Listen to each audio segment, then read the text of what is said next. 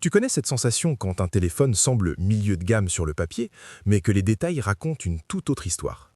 C'est exactement ce qui se passe en ce moment. Alors que la gamme Galaxy S26 fait les gros titres, deux sorties plus discrètes, le Galaxy A57 et le A37, s'apprêtent à changer la conversation de manière spectaculaire. Bienvenue sur TechTorch. Si tu es ici pour couper à travers le battage et aller droit à ce qui compte vraiment, tu es au bon endroit. De nouvelles étiquettes énergétiques européennes viennent d'apparaître pour les deux appareils, et elles révèlent bien plus que ce que Samsung a officiellement déclaré jusqu'à présent. Commençons par l'autonomie. Le Galaxy A57 est donné pour jusqu'à 52 heures d'utilisation. Le A37, 53 heures. Ce n'est qu'une heure de différence, mais techniquement, le A37 remporte la couronne de l'endurance. Une petite différence, mais les petites différences peuvent compter beaucoup dans l'usage quotidien. Et voici où les choses deviennent plus intéressantes, la durabilité. Les deux téléphones passent à une résistance à la poussière et à l'eau IP68, une amélioration par rapport à la précédente classification IP67. C'est une amélioration significative, surtout si ton téléphone a déjà fait un plongeon inattendu. Mais tout comme un domaine s'améliore, un autre recule. La longévité de la batterie a été réduite. Les modèles E-Series précédents étaient annoncés pour jusqu'à 2000 cycles de charge complets avant de tomber sous les 80% de santé.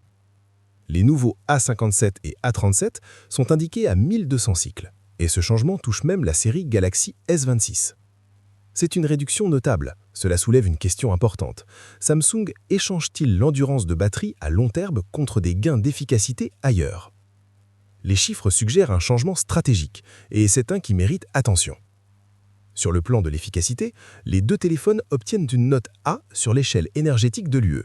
Donc, même si le nombre de cycles est plus faible, la performance énergétique globale reste solide. Cet équilibre pourrait être plus important qu'il n'y paraît.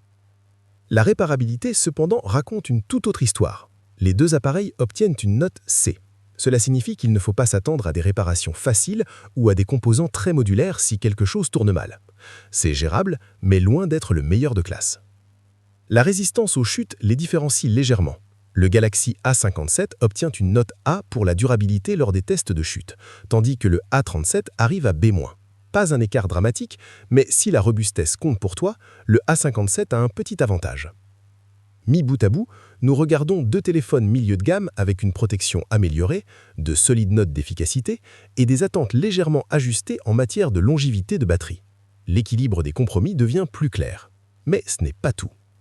Samsung devrait dévoiler les deux modèles le mois prochain, ce qui indique que le déploiement de la série A est toujours en pleine dynamique. La grande question, la protection IP68 améliorée et la bonne durabilité compenseront-elles la réduction de la durée de vie des cycles de batterie? Et ce n'est qu'une partie de l'histoire. Il y a déjà des murmures concernant de subtiles optimisations de performance, des améliorations pilotées par l'IA et des raffinements logiciels que Samsung n'a pas encore mis en avant publiquement. Si c'est vrai, ces appareils pourraient offrir plus que leurs étiquettes laissent penser. Cette saison de lancement s'annonce plus complexe qu'elle n'y paraît. De la gamme phare S26 au A57 et A37 discrètement ambitieux, quelques détails comptent. Reste avec TechTorch, car ensuite, nous décomposons ce qui distingue réellement ces téléphones et lequel mérite vraiment ta mise à jour.